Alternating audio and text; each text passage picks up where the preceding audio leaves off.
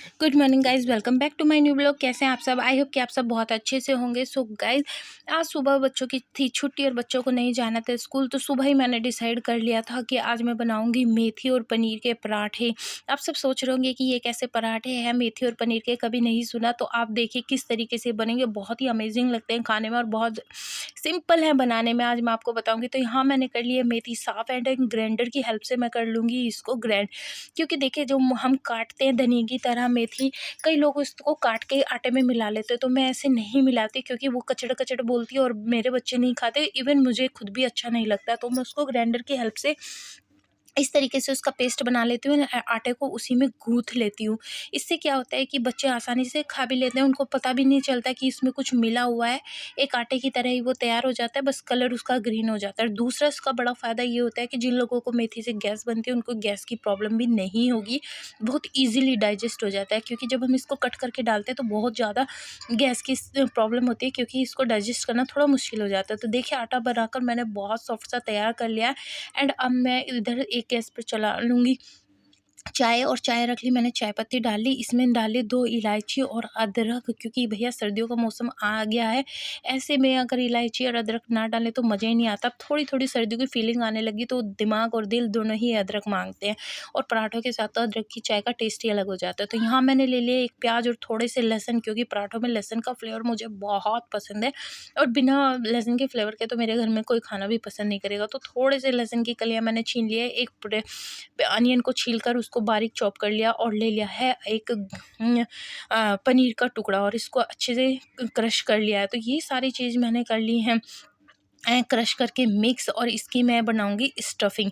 तो आटा बना लिया मैंने मेथी का, और स्टफिंग बना लिया मैंने पनीर की। इस तरीके से मैंने बनाए पनीर के पराठे। तो लहसुन को मैंने छील के उसको अच्छे से पीस पास के उसमें डाल लिया, ऐड कर लिया, और चाय में ऑलमोस्ट बॉयल हो आ चुका है, और मैंने उसमें डाल ली है दूध, और दूध डालने के लिए गैस को कर दिया सिम। उसके बाद मैंने जो अपनी स्टफिंग थी उसमें थोड़े से बेसिक मसाले डाले, एक जीरा डाला, जीरा पाउडर डाला, धनिया डाला, एंड फिर उसके बाद मैंने जो कोरिएंडर लीफ थी उनको भी चॉप करके डाल लिया, क्योंकि कच्चे धनिया का जो फ्लेवर आता है ना, ओ माय गॉड, बहुत अमेजिंग फ्लेवर बना देता है। किसी भी चीज़ के फ्लेवर को अगर आपको बढ़ाना है तो कोरिएंडर कभी भी मिस ना करें।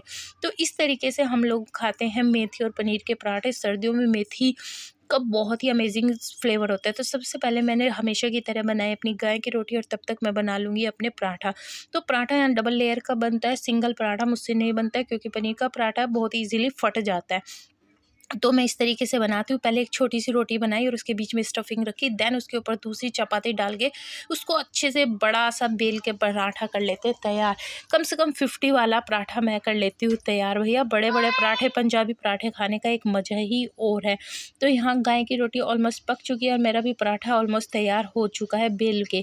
तो यहाँ पराठे को डाला तवे पे, एंड दूसरे पराठे की कर लेती हूँ तैयारी। तो बच्चे अभी उठे नहीं हैं, मैं तैयार कर रही हूँ, तब तक वो भी उठ जाएँगे, क्योंकि खटर-पटर बहुत देर तक चलती रहती है, तो वो भी ज़्यादा देर तक सोने वाले नहीं हैं। तो ये हो गया नाश्ता तैयार, चलिए कर लेते हैं नाश्ता।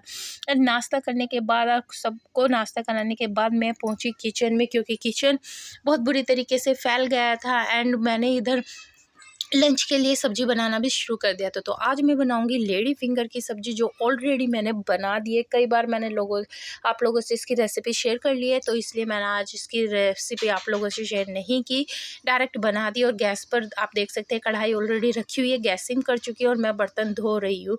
तो इधर मैंने जो थोड़ा बहुत 10-5 दिन का जो मक्खन इकट्ठा हुआ था उसको भी गर्म करना रख दिया है, क्योंकि दीपावली की छुट्टियों में चले गए थे गाँव में, तो वो मक्खन गर्म नहीं हो पाया था, और ज़्यादा दिन का हो जाएगा तो उसमें एक अजीब-सी स्मेल हो जाती है। तो मुझे लगा कि आज बच्चों की तो छुट्टी है, थोड़ा लेट भी हो जाऊँगी काम में तो कोई दिक्कत नहीं है। तो मैंने इधर उसको भी गर्म करना शुरू कर दिया, और ये पिंक डब्बा जो मैं वॉश कर रही हूँ ये उसी का है, इसमें मैं मलाई इकट्ठी करती हूँ। तो भैया काम बहुत सारा रहता है, और जब बच्चे स्कूल नहीं जाते तो काम और भी बढ़ जाता है। एंड सर्दियों में तो पराठे वगैरह ये सब चीज़ें चलती रहती है, तो काम इतना हो जाता है इन सब के चलते, क्योंकि लंच अलग बनता है, नाश्ता अलग बनता है, तो इस तरीके से काम थोड़ा-सा बढ़ जाता है। लेकिन गरमा-गरम पराठे खाने का असली मज़ा भी सर्दियों में, इसलिए मुझे सर्दियाँ बहुत पसंद है। बीच-बीच में मैं अपनी सब्ज़ी को भी चला रही हूँ। तो यहाँ मैंने लेडी फिंगर बनाई थी, आप देख सकते हैं। ये देखिए अभी 5 मिनट की स्टीम इसको और लगाऊँगी, और इसके बाद मेरी सब्ज़ी भी बनकर रेडी हो जाएगी क्योंकि पतिदेव को देना था लंच। तो यहाँ मैंने कर ली है ऑलमोस्ट तैयार, मेरी सब्ज़ी हो गई है तैयार, मैं खाना बना के उनका कर दूँगी पैक। उसके बाद खाना वाना दे के मैं पहुँची हूँ बेडरूम में और वहाँ की क्लीनिंग करनी शुरू कर दी। तो गाड़ियों की भरमार हो रखी है मेरे घर में, चारों तरफ गाड़ियाँ ही गाड़ियाँ हैं। और इतनी गाड़ियाँ होने के बावजूद भी रोज़ मेरा बेटा एक गाड़ी की डिमांड करता ही रहता है। हर तीसरे दिन इसकी एक गाड़ी तो हम ले ही आते हैं क्योंकि उसको गाड़ी से खेलना बहुत पसंद है। सारे टॉय एक तरफ और उसकी गाड़ी एक तरफ। तो ये देखिए बेडशीट वगैरह सब मैंने फ़ोल्ड कर लिया है। और गाइस कपड़ों का भी एक अजीब ही सिलसिला है, पहले धोने की टेंशन, फिर सुखाने की टेंशन और उसके बाद ओ माय गॉड इनको फ़ोल्ड करने की टेंशन। और कल जो मैंने कपड़े धोए थे ना वो सूख गए, लेकिन वो फ़ोल्ड करने का समय मुझे नहीं मिला। तो बेड को अरेंज करने के बाद मैंने उठाया पहले कपड़े और इनको फ़ोल्ड करना शुरू कर दिया, क्योंकि अभी फ़ोल्ड करने की टेंशन है, साथ ही इनको छाँट के अलग कर लूँगी क्योंकि प्रेस भी करनी है। बच्चों की यूनिफ़ॉर्म हो जाती है, पतिदेव के ऑफ़िस के कपड़े हो जाते हैं, बेडशीट वग़ैरह जो धोई थी इन सबको प्रेस करके फ़िट करके रख दूँगी। और अभी तक तो सरप्राइज़िंगली बात ये है कि मैंने जो गाँव में बैग लेके गई थी, एक ही बैग अनपैक किया, अभी एक पेंडिंग है। तो इसको करने के बाद उस बैग को भी अनपैक करूँगी और भैया सबके कपड़े साइड में रखूँगी। तो औरतों का काम कभी ख़त्म ही नहीं होता, इतना काम होता है, ओह माय गॉड! बहुत काम होता है, कितना भी कर लो काम ख़त्म ही नहीं होता। तो मैंने सोचा आज सारा काम कर लेती हूँ क्योंकि फिर बच्चों के स्कूल की भागदौड़ शुरू हो जाती है तो कुछ भी नहीं होता। ऊपर से छठ पूजा आ रही है, छठ हमारे यहाँ तो नहीं मनाई जाती, तो आप लोगों के यहाँ तो तैयारी चल रही होगी, कमेंट करके ज़रूर बताइए आप लोगों की तैयारी कैसे चल रही है। एंड ये मैंने वो कर लिया है, अपने बैग को अनपैक, सारी चीज़ें मैंने इसमें से निकाल ली है। बहुत सारी चीज़ें तो यूज़ भी नहीं हुई, जैसे गर्म कपड़े जो लेके गए थे वो यूज़ नहीं हुए। एंड इसको अनपैक करने के बाद मैंने उठाई झाड़ू और झाड़ू निकालना शुरू कर दिया। ये सुबह से दूसरी झाड़ू मेरी लग रही है, इसके बाद मैं लगाऊंगी पोछा एंड नहाने जाऊंगी। तो यहाँ झाड़ू लगाना ज़रूरी हो जाता है क्योंकि चिप चिप चिप चिप सारे में हो जाती है। तो आप लोगों का रूटीन कैसा रहा एंड आप लोगों को मेरे ब्लॉग कैसे लग रहे हैं कमेंट करके ज़रूर बताइए। एंड आप लोगों को मेरी वीडियोज़ पसंद आ रही है तो प्लीज़ वीडियो को लाइक एंड चैनल को सब्सक्राइब ज़रूर करें। साथ ही